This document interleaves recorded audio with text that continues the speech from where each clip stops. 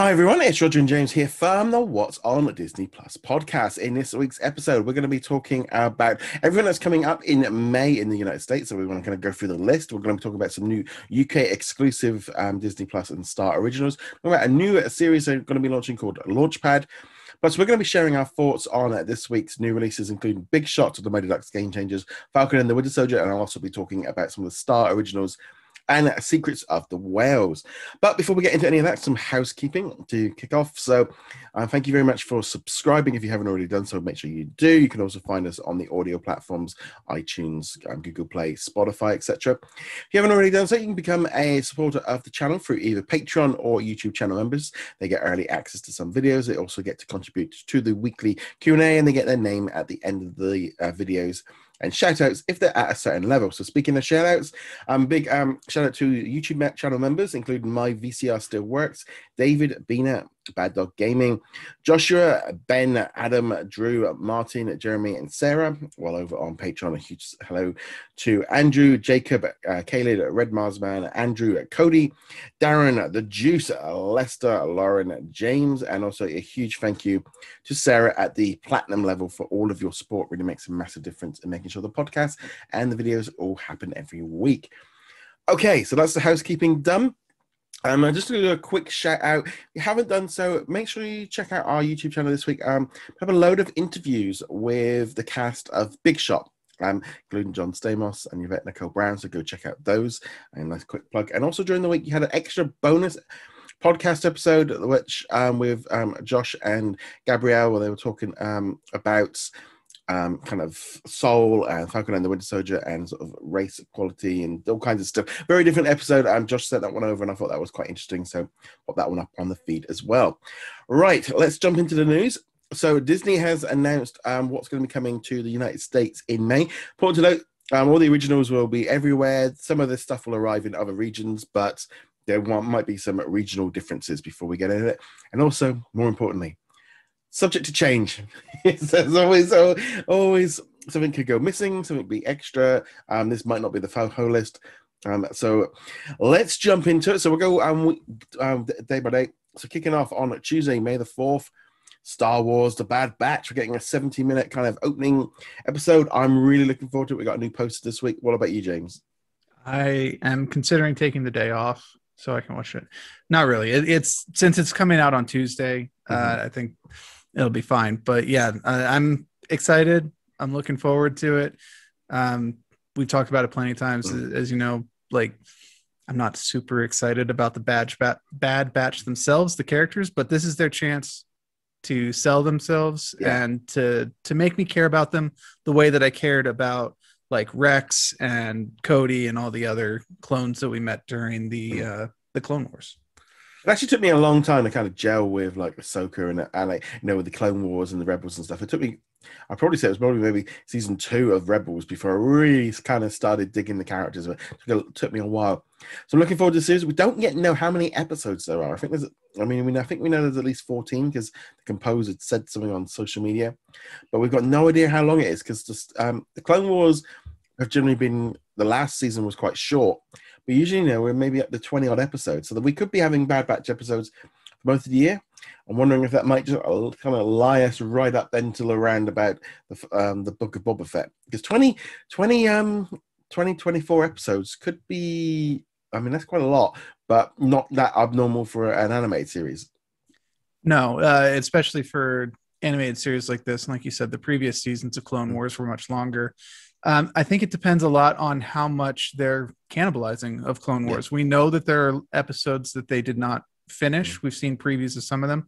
Some of them turned into episodes in the final season of Clone Wars, but there are several that we know about that have not been released. And it's entirely possible that with some small changes, they could be adapted into the Bad Batch. But yeah, until they announce how long the series is, we're just speculating. Yeah, and also the thing is with this series is they it's a bit more open. They've kind of, they know where they've got an idea, but they can kind of do a lot of different stories and stuff. Whereas the Clone Wars was really about just finishing off the series. That was about finishing it up. So that one there, and we're going to get new episodes of that one every Friday after that as well. So I won't bring that one back up, including Friday the 7th. So right there, you get it.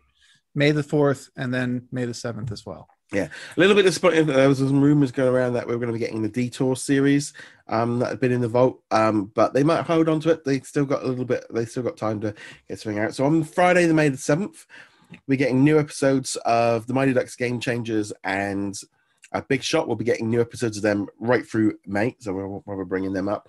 So that's quite nice. So instantly now we're up to 3 Disney Plus originals every week. Plus we're getting Wander Over Yonder seasons 1 and 2. Wild Hearts Can't Be Broken, Fantastic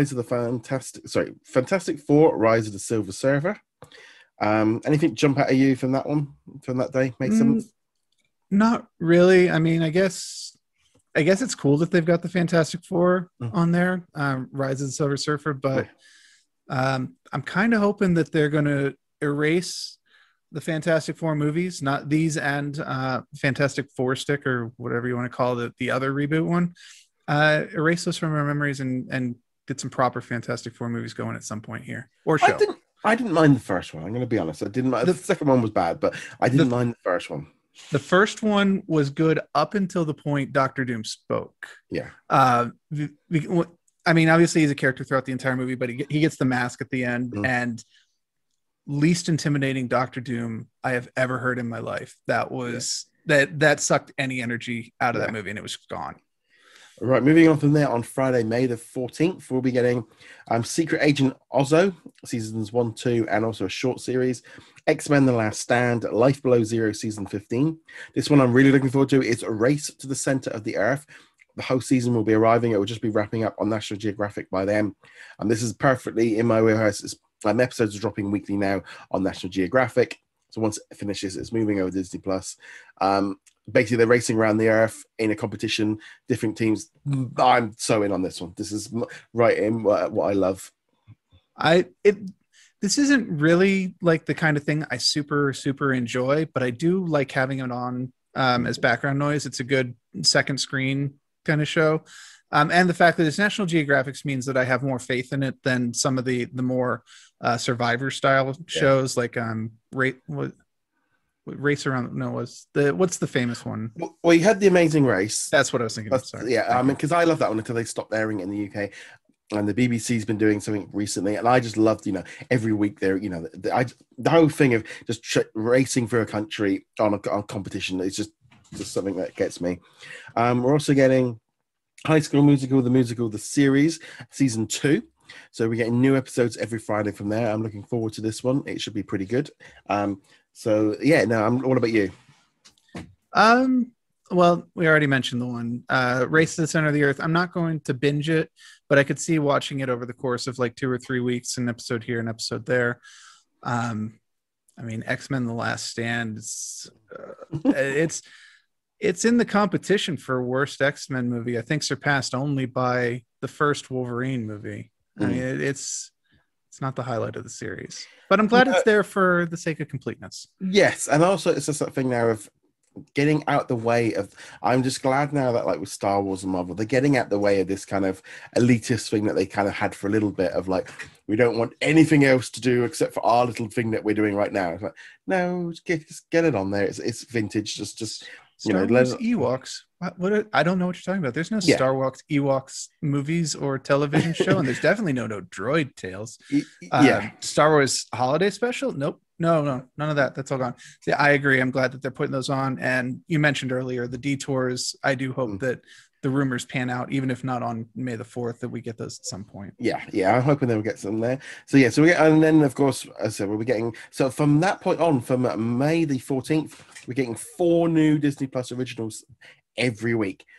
We're getting back into a like launch zone where it was back in like 2019, but like 4, I don't say live action, but drama series. We're getting an animated series, but also 3 drama series all dropping at once.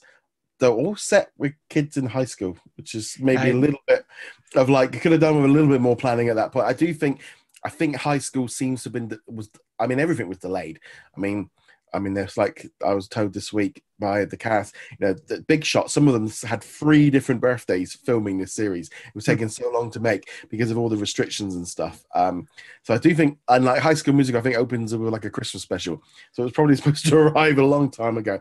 I vaguely remember them talking about a Christmas special that never materialized. So that's probably what this is. Obviously, the Bad Batch is the one that breaks the grouping here, that they are not teenagers. They're actually chronologically they're kids, I think, maybe. But we'll talk more about the teenager thing when we get to the review section, I think. But to speak very briefly on the idea of this being back in launch season, the other difference I should say, is that these are all shows that I'm actually like interested in. Because when it launched, there were definitely shows where you're just like, I'm only watching this because I have to review it. And they dropped off very quickly. And we focused on the most important ones. This one, I'm kind of like, even High School the Musical, which isn't like a top thing for me. I'm still like, I'm kind of looking forward to seeing this. And so I'm going to have to find the time to watch everything. It's going to be tough. It's going to be a little bit thing. Moving on from there, on Friday, May the 21st, we'll be getting Big City Greens season 2, Disney's Junior Mixed Up Adventures, and getting Tinkerbell and the Legend of the Never Beast, Fury Files Intercentals. Again, that's not a brand new animated series. It's some kind of random old stuff from Marvel. Ice Road Rescue season 5, Running Wild with Bear Grylls season 6. I've actually just started watching that one now. Actually, it's just come onto TV. And we're getting a new batch of Inside Pixar shorts. We're getting over 5 of them. And then we're getting the 4 Disney Plus originals. Anything there from catch your eyes? Not really. I do kind of enjoy the Inside Pixar, especially now that we know the tone of them. And, go in with the right expectations. It's perfectly fine. That's about it for me. For me, it's the Running Wild, but I'm kind of watching that already. And I actually kind of looking forward to watching maybe a bit of Big City Greens. That's a series I need to. It's on my radar that I need to get into. Moving on from there, Friday, May the 28th, we're getting Cruella on Disney Plus Premier Access, so that'll be available at cinemas or available at a premium cost. I'm looking forward to this movie. The trailer's there. Again, it should be interesting to see how this one works out. We're also getting Bluey season 2, Sydney's to the Max. The thing is with Sydney to the Max, they're getting 8 episodes. So they're actually doing a mid-season drop this time. So it's a little bit different in terms of how they're releasing it. So the show's only literally just come back on the Disney Channel. So by the time they get through, I think to the end of April, all those 8 episodes are there. But rather than waiting till the whole season finishes, they're dropping a few episodes on it. And this is what they've been doing internationally because we don't have the Disney Channel. I think this is a much smarter way. They started doing it with Secrets of Sulphur Springs. So not holding on to all these shows for 6 to 9 months, especially if they're having mid-season breaks. But I'm really hoping we start seeing, I'd like weekly releases to just be in line with Disney Channel, but I'll take mid-season drops or little drops of the episodes here and there of these shows just to kind of get things moving. I think that would have helped a lot for some of even the popular shows, things like, what is it, Amphibia? Like that one, DuckTales season 3, Big Hero 6 season 3, stuff like that really could have benefited from having them drop halfway through, especially since they had breaks in the season. You get that chance to be like, here's the 6 episodes, and episode 7 will be dropping on Disney Channel on this date. Have fun. Yeah, so that one's so that's good they're doing that. So I'm looking forward to them doing. We're also getting Kingdom of the Polar Bear. Now, that one is going to be airing on National Geographic on Earth Day, so that's going to be about a month later before that one arrives. Wicked Tuna season 10, and then we're getting a brand new Disney Plus original series called Launchpad, which is a collection of live shorts from a new generation of dynamic storytellers. 6 filmmakers from underrepresented backgrounds were selected and provided with the opportunity to share their perspectives and create visions that will show audiences what it means to be seen. Inspired by life's journeys, these first 6 shorts will be based on the theme Discover. So we're going to be getting American EID. We're going to be getting Dinner is Served, Growing Fangs, The Last of the Chupachangas. I don't quite know how to pronounce that one. And then we got Let's Be Tigers and The Little Princes.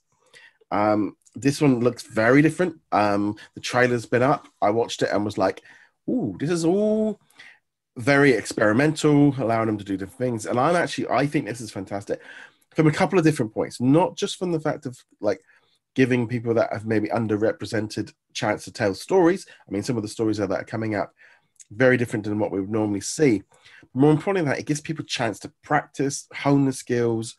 You know, these people that are making this could be the next big directors, but they need that opportunity. And these little launch pads are all about giving a bit of a trial, seeing how they get on. Same thing with Spark Shorts. Do something a little bit experimental. And also in some way, Disney can kind of back off a little bit and say, look, these are experiments. You know, we're just letting people practice a bit. It's, you know, it's a, like, and I don't think there's as much as attention on them, but I'm really looking forward to this series. Yeah, I'm looking forward to this as well. We've only had the one trailer, which is only like a minute and a half, so we don't really know too much about it, but they gave plenty of hints about what most of the stories are. And it's just like the Spark Shorts in that they're giving they're stories that you wouldn't necessarily expect from Disney. And I think that's good for a number of reasons, most of which you already talked about, so I won't cover that ground again. But it allows them to be a bit more daring. You know, some of those Spark Shorts were not particularly, you know, easy topics. What I'm looking for, huh? Yeah, not easy topics. They just weren't easy. Topics. Yeah, they tackled very tough topics, and they were better for it. Some of the most memorable Spark Shorts were the ones that, you know, they got people talking and thinking about things that they didn't necessarily want to think about. And I hope that this is the same here. And I don't see any problem with that being on the same platform as, you know, something like WandaVision or Bluey or whatever. Yeah, I think it's, for me, I'm just liking the idea. Disney is obviously understanding the fact that they need getting people going. Like the way of releasing shorts, you know, it used to be always, you know, it's always been the kind of thing. And you see it at film festivals, they release these shorts, and they always, but you never, it's always that kind of thing. Well, how do you watch them? And like, you know, and at least now they can release them on like YouTube or something like that. But generally, they're not in our normal system of cycles. You know, we have TV shows and we have movies. There's the shorts just get lost in that thing of where do we put them? You know, there's not, so getting people some practice and and I'm not necessarily, you know, the fact that being in practice and they, you know, oh, this is just a college thing. No, this is high end stuff. But I just liking the idea of Disney allowing them to use Disney Plus as a launch pad. I mean, this is the whole point of it. And I think kind of going into the live action zone kind of makes sense for it. I mean, a lot of like directors start off like doing a TV episode. Well, this can kind of be like a stepping stone for that. Well, TV episodes and music videos. Actually, music videos is a lot of very famous directors have started out with those, and you can go back and see some of their back catalogs in like 80s and 90s stuff that was on MTV. Yeah. And you were kind of touching on this with shorts. You don't go out to see shorts. You don't go to the theater to see shorts. You don't even tune into television to see a short. But with this new streaming platform, Netflix, Hulu, whatever, you're not bound by the constraints of the old days. You don't have to make it profitable at the theaters. You don't have to fit it into a 30-minute time slot, which is going to get cut down to 22 minutes because of commercials. You can just go, you've got 8 minutes to tell your story. And if people want to watch it, it's right here. And if people don't want to watch it, that's fine too. We can just analyze that. And I'm glad to see Disney taking advantage of this and giving young directors, new directors, a chance to try this out, as well as the actors. Of course, the actors will get a chance to prove that they can do it and maybe work their way into bigger roles. This is win-win-win for everybody. And if you're not interested in the shorts and you're not interested in the story, no big deal at all. Go watch something else instead. You didn't spend any money on this, and you're not spending any of your time on it. It's funny as well, because obviously, like when I'm doing it, like articles and stuff of like, you know, people that have been cast and things like that, and you go in there and you've obviously got their, you know, list of shows and stuff that they've been in. Well, if they're like young or they've like new, especially like say like something like Big Shot, for example, you know, they're old Mighty Ducks, you know, they're all young talent, you know, and they maybe haven't had opportunities yet, you know, it's maybe their first show, or they've a short kind of really helps boost up their resume, and it's just a good. I think it's a great system. I just think I can't see any negatives from it at all. Yeah, no, I'm 100% for this. It is a good use of the streaming platform, and I want them to continue. I want more Spark shorts, want Disney home animators to start building up their profiles as well. And yes, let's go into live action as well. There is no reason not to do it. This is the way they should be doing it. And this does not in any way stop them from also putting out Mandalorian season 3 or Falcon and the Winter Soldier or any of this stuff. It's not taking resources away from something else. No, I mean, the budget on these are going to be tiny.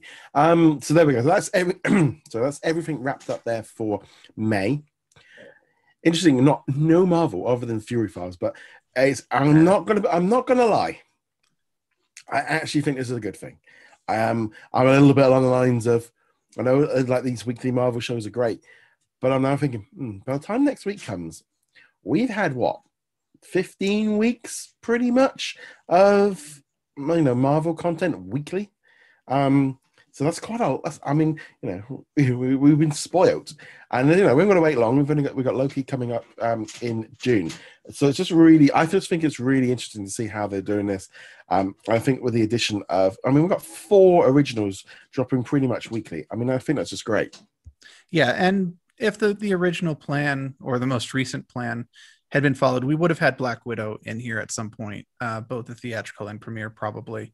Obviously, that got pushed back one more time, but we were expecting it kind of in this area. But we're also still getting Star Wars. Now, Bad Batch might not be on the same tier for most people as The Mandalorian or the Book of Boba Fett or something like that, but it's still Star Wars content. So it's not like they don't have one of their AAA title name recognitions going at the same time. And as we'll talk about at the end of this episode, they've got some pretty solid shows in the titles that maybe aren't as big name grabby, but I mean, Big Shot, Mighty Ducks, there's stuff for people to watch. Yeah. So moving on from there, we'll get the Canada and the UK list probably next week now. It's probably won't happen over the weekend. So this week, Disney announced its first UK originals production. So these are scripted versions. So we're going to get 3 new series, one of which is a Disney Plus original. The other 2 are Star originals. So the Ballad of Renegade Nell is a Disney-branded swashbuckling adventure set in the 18th century, and it's been written by multi-BAFTA award-winning writer Sally Wainwright, who previously worked on Gentleman Jack and Happy Valley, both of which are great shows. And when she's framed for murder, Nell Jackson is forced into a life of highway robbery. Kind of always think of Adam Ant when I read that, along with 2 orphan sisters, Roxanne and Georgie, aided by a plucky little spirit called Billy Blind. There is that her fate is in her on the wrong side of the law for a reason might be bigger than she could ever imagine, a reason that goes right up to the Queen Anne and beyond, to the struggle of power raging across the battlefields of Europe. So this one is a Disney Plus original, and it will be everywhere. This will come out all over. So this will be the start of kind of the international rollout of Disney Plus originals. We're also getting the Save Our Squad with David Beckham. So this one, the whole idea of doing something like swashbuckling and pirates just sounds great. I am always in for swashbuckling. I mean, I loved the first pirate movie, and I enjoyed the other Pirates movies. Yeah. Really enjoyed Black Sails on Stars. Now, obviously, this will be a very different tone than Black Sails, but I am absolutely in for any amount of swashbuckling and high seas, even just like on a beach. We're good. I'll enjoy the it. only thing that gets me was the spirit. That was the one that throws me off. Of like, well, do we need a magical sidekick character? I don't know, but I mean, this one hasn't even started filming. Just as long as it's not Tinkerbell 2.0. Yeah. That is not a knock on Tinkerbell. Yeah. That's just, I want something different than Tinkerbell here. Yeah. So that one's one. And then we're going to be getting 2 Star originals. One is called Culprits, which is a dark and funny heist series from the acclaimed filmmaker Jay Blakeson. I Care a Lot, and the disappearance of Alice Creed. Culprits follows what happens after a heist when the crew have all gone their separate ways and are being targeted by a killer one by one. That is a smart thriller. That one is going to be, all these series are going to be 8 episodes each. We're also going to be getting another one called Extraordinary, which is a comedy series with Jen, who is a young, self-aware woman who lives in a world where everyone has a superpower except for her. From a BAFTA and Emmy award-winning producers Sid Gentle Films. This is a fresh, innovative comedy about being young and finding your feet in a confusing where all you'll ever be is ordinary. It's a celebration of the anti-superhero, giving people permission to embrace their general okayness. So with the Star Originals, I suspect they will be released in the US as Hulu Originals, because that's the benefit of this whole system. But this helps on so many different levels. First off, it helps with the European quotas. It helps attach Star and Disney Plus to British audiences to get more people signed up, because while we love The Mandalorian and Falcon and all the rest of it, a lot of people like watching their own content from, British content. It's something that Netflix has been very successful at, of bringing in different local things, and Disney are going all in, and I think we're going to see a lot more of this. It's great also for film companies and actors and stuff all over here having work done. It's our stories being told on a big scale. It probably also helps having a bigger budget because it is going global. Generally now most of the big like BBC and ITV shows tend to get shared everywhere. But for me, this is just a win-win-win, giving Disney Plus just more originals, but also just a variety. More variety is what we need. It's moving it away from just being the Marvel and Star Wars and kids shows. It needs to do that. Disney are planning 50 European exclusives by 2024. And I think they've announced at least 4 UK ones. They've announced 10 European ones. They're still got another quite a few up their sleeve. They brought in people in from Channel 4 to commission new shows, do also unscripted stuff as well. We're going to see a massive, maybe not necessarily this year, but I think in the next year or two, we're going to start seeing a massive more amount of content dropping in that are being made over here. Not just there. Obviously these announcements are specifically about the UK, but I think we will start seeing content coming in from all the various regions that Disney Plus is, especially the regions that have a similar locality clause like New Zealand and Australia do. Yeah. And I'm all for it. It's always great to see different perspectives, see the world through the eyes of a more local thing. Because generally speaking, unless an American has gone and visited England, this is the only way you're going to experience it. Yeah, I think, in some ways, I find like with American shows and stuff, because I've been to most of the big cities and I've been in the country, I've been out, and, I know, so I can visualize stuff. I know when I watch stuff with like Australia and so on, having spent like 5 months out in Australia, I can visualize it much easier and I can make that connection much, and these kind of things for me, having done that helps. But if you're only ever seeing America through, we see it through the eyes of California or New York. What we don't want happening is all of our TV over here being consumed by, and the government are very much aware of this in every country. They don't want Amazon, Netflix and Disney being our entire entertainment system, and therefore, we don't get any kind of original content. I know Comcast, they make a lot of stuff over here with Sky, and then that ends up going to Peacock and NBC over in the US. And I think it's good to just tell different stories. We've got so many great shows that happen over here, and a lot of them get translated over into American versions to kind of help with the translation of it. But I generally think as well, there's a lot of like Latin American originals and stuff they're making. There's a lot of kind of people asking for them to be dubbed and subtitled and released, and I completely agree with that. Why not? But also, especially like with the British ones, the Australian and the Canada ones, they're so much easier to use in some ways because they can then use them everywhere. In some ways, there is a lot doing. We've been watching a number of different shows. We've been watching like Money Heist on Netflix, which is a Spanish show, which we've been really enjoying. And also, I think it was I've lost it. Lumen, or it's on Netflix it's a French show about a guy that robs the Louvre. We've been watching some shows on Netflix, which, and Money Heist is fantastic. And again, if you just go, I prefer them dubbed. That's my preference. But not all exclusives and stuff have to be made, like that. But I just think it's just great.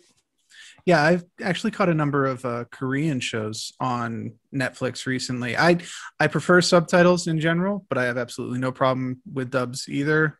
I think they should both be available for whatever is easiest for people. And it's great seeing, all these different perspectives and there's also a different style of filmmaking from each region. Yeah. Like, it's not necessarily distinctive. You can't necessarily go, oh, that's an Australian director, and that's sometimes you can.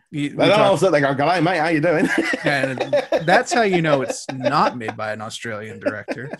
But you'd have things like Thor Ragnarok, where Taika was putting in some very specific New Zealand humor into it, and introducing us to all that, and that kind of stuff was great. I also wanted to mention last week, Falcon and the Winter Soldier, the last couple of weeks, they've had shots in Riga, Latvia. And that was a place I went to a couple of years ago, and I was having that same experience that you're talking about. Like, oh, I know this place, and it makes the show a little bit more real, more personal, interesting, real. It's always kind of fun to do that. Yeah, and except for sometimes you go, that's not right. If they turn left there, they get some. That's the flip side, especially when you're in a place that you live in. So, like, I grew up in Washington, D.C. So many shows in Washington, D.C. Or Walking Dead. There was a season where it takes place in, like, Arlington. Now, I haven't seen most of The Walking Dead, but I'm like, I grew up in Arlington. This looks nothing like Arlington. There are trees here. There are not trees in Arlington. It's always the one that gets me is when they say they're in New York City and you go, no, that's the CN Tower. I can see definitely that it's not the light. The skyscraper is not that one. I always love the classic example of that. I think it was Rumble in the Bronx, the Jackie Chan movie, where he's supposed to be in the Bronx, and I didn't realize there was a giant lake with a mountain behind it in the Bronx. No. Okay. There we go. So let's now talk about some of this week's shows, because there's tons of them this week. So I'm going to kick off talking about Secrets of the Whales, which is going to be coming to Disney Plus on Earth Day, which is next Thursday, getting 4 episodes. This has been put together by James Cameron, and he actually does turn up for about the last 5-10 minutes of every episode, kind of giving his thoughts on how they filmed it and how they made it, which I like. I like that aspect. Sigourney Weaver does the narrations for it. This is a beautiful series. It's very well done. It took them 3 years to make. I love whales. I thought this was fantastic. This is, to me, this was like in the BBC natural history level. Like, there was this was supposed to be on National Geographic. When they announced this last year, it was going to National Geographic, and they've shifted it over to Disney Plus. It looks beautiful. The shots, some of the stories they tell with, the killer whale showing what they're doing and some things that they've never filmed before. Some amazing footage. It looks beautiful. If you love natural history documentaries, this is a must watch. Don't sleep on this thinking, this is a very high quality series. If you like things like, Planet Earth, Blue Planet, those kind of things, this is in that, and to me, it's in that kind of territory. Yeah, I have obviously not seen it yet. I'm very much looking forward to seeing it when it drops properly. But I have seen James Cameron's other documentaries, particularly his Titanic one, obviously. And he's obviously known for Titanic, Avatar, Terminator, so on. He does exceptional documentaries. His first couple were, he was feeling it out and learning the ropes, but he's obviously learned it. And I'm very much looking forward to this. I love whales in general. Yeah. It's along those lines of, if you enjoy those big epic nature documentaries, this is for you. This is such a great series. I can't praise enough. If you're not into whales and you're not into national, then it probably might not be for you. Don't start thinking it's like Disney Nature. Someone goes, well, Disney Nature ones. Disney Nature, they look beautiful, but the sort of the narration kind of puts you off. I found Sigourney Weaver kind of middle zone. She wasn't full descriptive, but she's not talking down to you. So I find with some of the American ones, they kind of talk to you like you're 5. This one actually talks to you like, you might be a little bit, at least a teenager or an adult or something. And that's my own personal thing. I found like with Disney Nature, it kind of feels like I'm reading to my nephew rather than to myself. See, you mentioned sometimes it puts you off. I was actually going to say it put me to sleep once. I've literally fallen asleep to a Disney Nature documentary before. Yeah. Admittedly, I was working night shifts at the time, so it was a bit rough. But you get Earth Foods on for that. There are expectations that come with a Disney nature. There are expectations Yeah. that come with a National Geographic, and they are very, very different. Um, high expectations. If you like whales, if you like beautiful scenery, this should be a high priority item to watch. Yeah, and it's nice as well as dropping on a Thursday. So this is again moving out the way of the Falcon finale. So definitely give that one a shot. So we've also I'm going to just bring up some Star originals before we jump into the Disney Plus ones. So this week we got Grownish in the UK. We got the first 2 seasons drop. And this is technically a Star original because it's not been released anywhere else.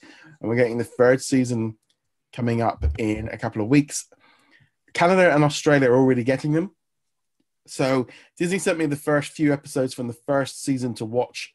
I didn't do a written review because it's a bit like, well, these are like 3 years old, so there's not really a huge point. But it was actually quite good for me. I feel like for like a warm up to kind of get ready to get for the season 3 dropping. And you know, I watched the first 3 episodes. Have you ever watched Grownish or Blackish or Mixedish? No, I have not seen any of these shows. See, I completely missed this series, so I came in completely blank on it. So it's basically the stuff. I don't think it makes any difference because I mean I watched the first one and they kind of had the dad in there crying about his daughter going off to college, but I don't really felt like it made any difference to me. I mean, it might help you might know her a little bit more, but she's at college, she's gone to university, she's making new friends, she's struggling to fit in, she's struggling to find her way. She breaks the fourth wall and like stops and talks to the camera. Watched 3 episodes the other morning. A lot more, there was recreational drug use. There was, things about like hooking up with other people. She's too tight. And I was like, okay, it's because normally I think it airs on Freeform in the US. I'm going, okay, this is definitely, next level up. This is not your traditional kind of, I think I'd kind of gone in maybe like, oh, they're just at high school or uni. I wasn't quite expecting the whole kind of, oh no, they're really going in full hard on that uni experience and stuff, and throwing up after drinking too much, trying to impress the boys. It was like, okay, they were going. This is a show for teenagers, or not really teenagers, but they're going for the target audience. And I was like, okay, cool. I mean, I'm no longer in that zone anymore, but we can all look back on those years and and it's like, okay, I kind of quite like this. This is a little bit fresh. I'm looking forward to having new episodes dropping. So so we'll have the first 2 seasons are available now in the UK. They're already available in other regions. Obviously not in the US. They're on Hulu over there. We also got the finale of Love, Victor. Wow, that was a fantastic episode to end on. They're at what is it with American high school dances? What it's always so important that it's the biggest event in their lives, and it's like the biggest thing, and all of us that have left high school are like, it doesn't mean anything. So they're all going to high school. Victor's trying not to let his girlfriend know that he's gay before the event. He tried to do it before, but she got some bad news, so he chickened out, which kind of made sense at the time. But then he gets found out, and there's this whole like he's just putting out fires everywhere as the secret is slowly being revealed until he kind of gets it comes out. And then the big kind of finale really is that the ending where he'll just he tells his parents he's gay, and that's where it ends. And then we're going into season 2, and I've been watching this series grow over the last sort of 9 weeks, and it's been such a great series. And every time I finish watching it, going, oh, why wasn't this on Disney Plus? This would have been such a big deal had it been on there. It would have broken so many boundaries. It would have got much bigger audience. And then you look at we've got Big Shot, we've got Mighty Ducks, they've all got, and High School Musical, they've all got LGBTQ, they've all got that in there. They've all got little elements, but obviously this one here, it's like, this whole thing of underage drinking. It's like, no, that was in 1 episode and there were teenagers in a cup. It's like, no, they just chickened out. And I'm really like, this show should have been on there. Tone-wise, I really enjoyed it. I wasn't too sure going into it in the first couple of episodes, but as it's gone on into the second half of the second season, it's really picked up. So that was good. I haven't watched the finale of Hellstrom yet. I'm a few episodes behind. It's just not been high on my watch list. We get around to it. We also had new episodes of Next, Dollface, and Filthy Rich. Again, I'm an episode or 2 behind on Next. it's really hard when they've been cancelled of just kind of getting we'll watch them eventually. Well, when everything else has been watched on our watch list on every other platform, then we kind of get to them. So they've been pretty good. And again, Solar Opposites, loving that series. Just absolutely crazy, bonkers. Just really, it's kind of, I sit there and I watch that one. I go, this is so not what I should, but I really enjoy Solar Opposites. So we've been getting new episodes of that one as well. So that's some of the star stuff. Let's now move on to the Disney Plus originals. We'll do Mighty Ducks episode 4 first. I think that was a nice, easy one. I really enjoyed this episode.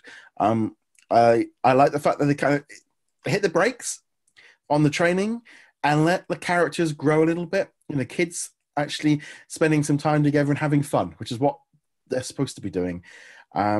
I really like the sleepover aspect of it, of him being turned away from his phone and having some fun. And I didn't realize, but the kid actually also was in America's Got Talent and was an opera singer and that's why when he does that singing thing. That makes so much more sense now. Yeah, I mean, I didn't know that either. Oh, he killed it. He did a great job with that song from Les Mis, but I did not know that. But no, I didn't either. No, I agree with you for the most part on the episode. It had some very important character growth for the mother, for Emilio Estevez, and then also for the three kids. The main character, the podcaster, and the goalie, who we were just talking about. The goalie was apparently on America's Got Talent, America's Idol, something like that. One of those. Yeah. In any event, they had a sleepover, which was cute and funny, and obviously they needed an event to help break the goalie out of his funk and get him into the real world, because he let by 17 goals against the Ducks, which would make anyone feel bad. And when I was in high school, our goalie did much the same thing for different reasons. We literally just put pads on a kid and we're like, all right, you're the goalie now. He was really good by the end of the season, but facing 80 shots a game will do that to you. I will say that. I was a little bit less thrilled with the mom competition.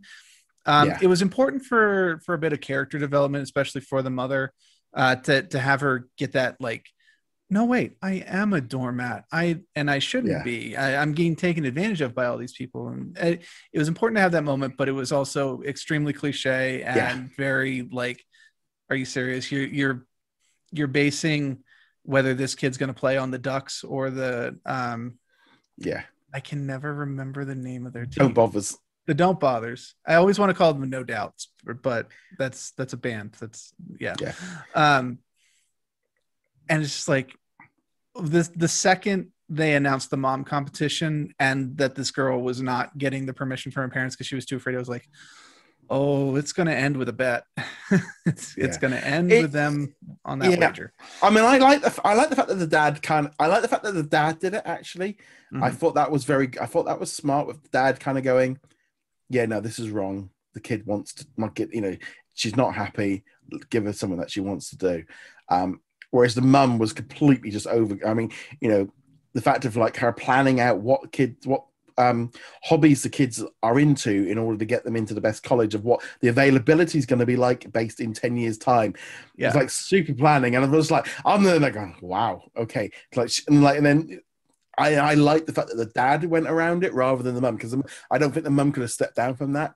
I don't think that would have worked. Well, I don't think it's even a matter of could. I think she just would not. It was very clear that the mom is the boss of that family. And she, that moment where she's like, yes, I realized Harvard was going to need a French horn in the year that you were applying. It's like, I have to admit, that was probably the funniest part of the episode. Yeah. It's like, I know parents like that. Yeah, no, I this episode kind of helped me like warm up to it.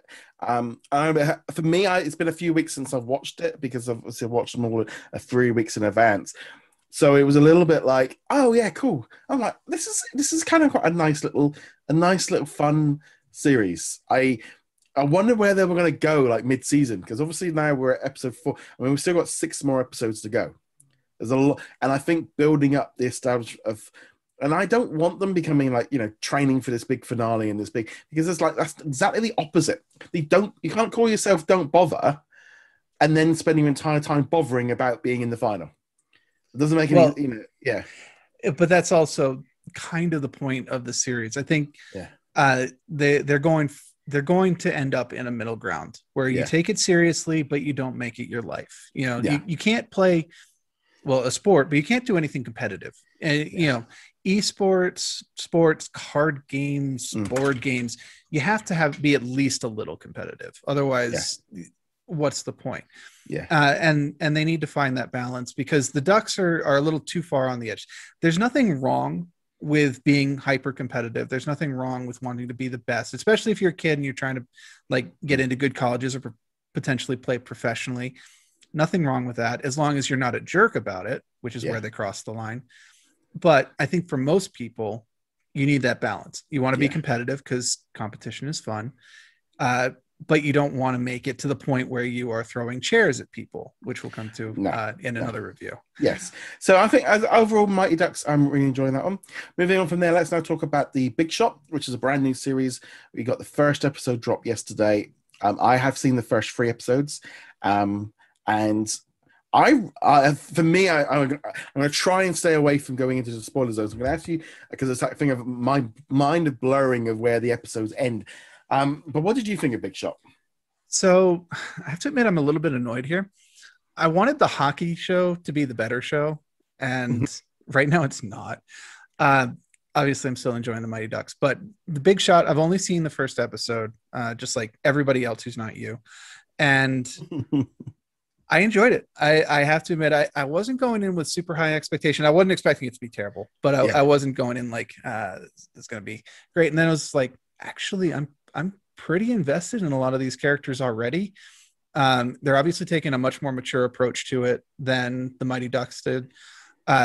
Still not like a super mature. This is not a an adult show or like a darker show. They're obviously still high schoolers, and it's pitched to high schoolers, but they're covering a lot of the same ground that the Mighty Ducks did, but they're handling it in a better way. Like the team coming together, the team having that mix again of like, we've got this superstar who needs to get doesn't need, but wants to get noticed by the best colleges and get picked up by them. And then on the other end of the scale, you've got people who are just like, I'm playing this because it looks good on my sheet. And I don't really care that much, but here it is. But also, I mean, the only thing that I could kind of compare it to was, if you look at the ages of the kids in Mighty Ducks and the ages of the kids in, I say kids, I mean, they're women. They're like, the age of them in Big Shot. And, that's that's where the tone changes. Like a difference between maybe being like 13 and 17. The tone, that's kind of for me of like the tone difference of that little bit difference. Some of the girls are like only 16, 17, but some of them like 20. But there's a little bit more maturity. I mean, there's a whole aspect to it of other things coming in from other angles of, the kids with the. What I really found with Big Shot was the focus on John Stamos' character, the coach. It was the adult. They were trying to base it was his story to begin with. I think the series is going to slowly move away from that, and we see it more in other episodes. But it was a bit that kind of thing, like, hold on, we got. It's like it's more adult conversations. It wasn't being pitched at kids and all the rest. And I really enjoyed. I've really enjoyed the series. I didn't have high expectations for it, and I just kind of gone into it of just being like, this is a really nice series. It's a lot more grown up than I was expecting. I would have loved it to have been away from Mighty Ducks. It's my only issue with the release schedule. Because I think there's a bit of a crossover, but in some ways there is a crossover, but the stories are so different, and we're getting into like the teenage girl problems and their issues and some of the issues that come on from that. And I really enjoyed the series. I did, like I said, I did get to speak to the cast of the series, which is really weird for me. I'm going to be honest, because it's the first time I've ever done anything like this. So I'm watching this episode in a couple of weeks I'll be watching it. Okay, it's like, it is weird. Some of the characters that I connected with a little bit more, like Tiana, she's got some great stories coming up with that one. There's some great stuff also with Mouse as well. She's kind of quite an interesting little character. We haven't seen too much of Cricket yet. I think that comes in a little bit later on in the second half of the episode. But yeah, whether or not we see a little bit more of the romantic side with Holly and the coach as well, we might get that one. Jocelyn wouldn't she said she could get into trouble if she told me what happened. So, I did ask, but generally as a whole, there's a lot more things going on. And yeah, I was shocked by this series. I watched it. It was a lot more higher spec than I was expecting. A bit more toned, a little bit more. It's still a little bit kiddie-ish. I wouldn't say it's kiddie-ish, but it's still it's got a little, it's still got the Disney logo on it. I don't know if it needed it. I think it actually, I don't know if that's a distraction. I actually think it would be better without the Disney logo. Just call it Big Shot rather than Disney's Big Shot. Because it kind of brings in a lot of issues with it. But it's like, for someone that doesn't like sports, I enjoyed safety. I'm like, more, I'm getting in on all these go sports stuff. Well, as I said, it's not really about the sport. The sport is just what gets you in the door. It's the story behind the characters that drives it, and that's what made Safety a really good movie. That is what is making both Mighty Ducks and Big Shot a good story to begin with. I wanted to cover a couple of things that you talked about there. I really appreciated that they had Stamos and the assistant coach. They had the conversation that first night that they met, and they were both comparing notes on like marriage and stuff like that. And I really appreciated that. Just like, no judgment. We're just gonna throw these out there. His marriage is basically gone. Her marriage is gone, and it's primarily her own fault for that, at least the way they presented it there. And it's like they're two adults not judging each other, but having a conversation that they needed to have. And then similarly, we've got the kids running around over here, and they did a very good job of kind of give both Stamos as a coach and the kids as players perspective, and neither side being entirely right and entirely wrong. Yeah. Like, you can definitely see where the coach perspective, like, these kids are annoying and they're snotty and they're more than a little bit, stuck up and such like that. But on the other side, you're like, the kids, who is this guy? What he's coming in and he's giving us orders and he's changing everything. And he called that one girl fat. No, he didn't call her fat. He only said she had to lose 5 pounds. He was like, yeah, that's not a great first impression. And they did a good job of balancing it between I think the thing of where she goes in and confronts him over it was really needed, because it helped like tone him down, and they go on to have a bit more of that a relationship kind of going on with that, of a bit more respect kind of thing. And I think I think the thing is, it's very cliche in terms of what they're doing, but the story does change. It's again, I'm trying to remember where the episodes blur a bit, but really enjoyed the series. Looking forward to more episodes dropping. Again, it's just nice having drama. It's just nice having something, stories to get into, and it's great. So let's now jump into the final thing. So we're going to be talking now Falcon and the Winter Soldier. Again, we'll be doing spoiler zone on this one. But what an episode. I just really enjoyed. And one of the things I enjoyed about this episode was it kind of felt like, right, hit the brakes, stop, reset, get all of our chess pieces all where we need to be for the finale. We've done all the build up. We need to move everyone to where they need to be, but also do it in such a smart way and take their time and develop things. And you just would never get that in a Marvel movie. I love the whole aspect of, Bucky and Sam really bonding as friends, spending time together away from the mission.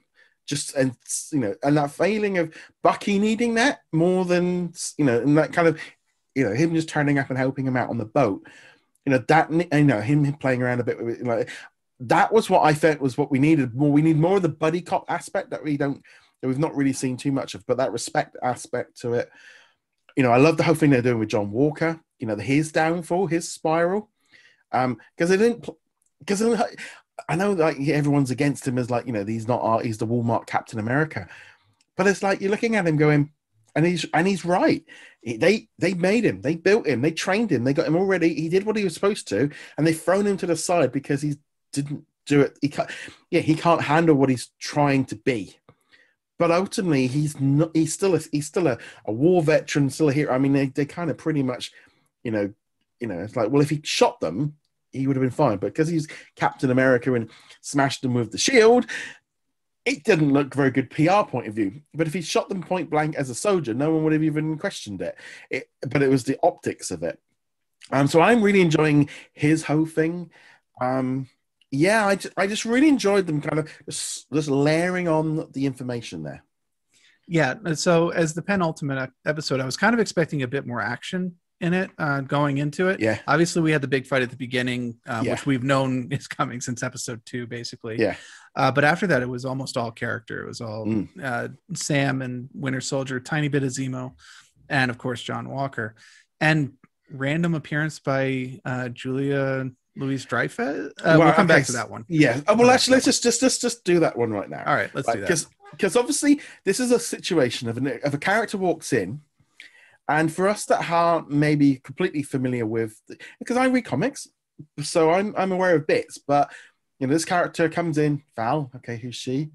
Like really charismatic, kind of just like she is 100% full of herself. She knows what she's doing. Gives them the card and kind of. To me, it felt a little bit like Nick Fury, like I'm building a team here. Here's my card. I'll be in touch, kind of thing. Now, obviously, the moment the episode ended, I then hit Google to find out who she is, but kind of explain who she is a little bit. So, the first thing to know about her is she is not Valerie Cooper, who is connected with the X-Men. I saw that one pop up a couple of times. That is not the character. Well, this is the thing. I'm gonna be honest. That was the first one I got, was because all I had to go off of was Marvel and Val. Yeah. Yeah. So that's why I brought it up. Yeah. This is not Valerie Cooper, who was the government liaison to X Factor. I won't go into all that. She's not the X-Men character. This is a character known as the Countess, and possibly better known as Madame Hydra. Mm-hmm. It's one of the personas that this character's had. Now they've got a couple of different ones they could draw from, so that I am not stating unequivocally that she is Madame Hydra and she's the new head of Hydra. It is one of the possible angles that they could take with the character. The other connection she has is, again, to the Thunderbolts, which we've mentioned a couple of times. Winter Soldier has connections to Thunderbolts, and of course Zemo and John Walker both have connections to the Thunderbolts. And a lot of people have kind of been, when are we going to get the Thunderbolts? And if you don't know, they're like the anti-Avengers. And obviously, the big Thunderbolt Ross as well. Which is actually completely unconnected. It sounds like it should be, but it is completely unconnected. But that's that character's nickname. But he is connected to the Thunderbolts, just not by his name. It's a thing. Yeah, because Red Hulk. Let's not bring Red Hulk into that. Anyway, I think the most likely course is that she's setting up either the Thunderbolts or something very Thunderbolts-like. Her giving the card, you mentioning the Nick Fury angle, suggests that she is kind of trying to set up a team, and the Thunderbolts is the most likely option in that case. That said, it is speculation. It could be like a pure Hydra thing. It could be something else entirely. Well, I think there's a lot of speculation that's the Thunderbolts, because it kind of feels like they're building the villain team. But also, apparently, she was supposed to debut in Black Widow. So she might appear in Black Widow, the movie, because there's an idea of her trying to bring in Yvonne. Is it Yvonne? I think it's Yvonne. Black Widow's sister was in the comics, was also Black Widow for a while, and again connected to the Thunderbolts. Yeah. So if that's true, if she appears there, I think the Thunderbolts angle is the most likely one. But again, it's all speculation. I mean, it's just like, they're not building up a U.S. agent for nothing. They're gonna he's gonna be around a while. They need to find him a home, and if they've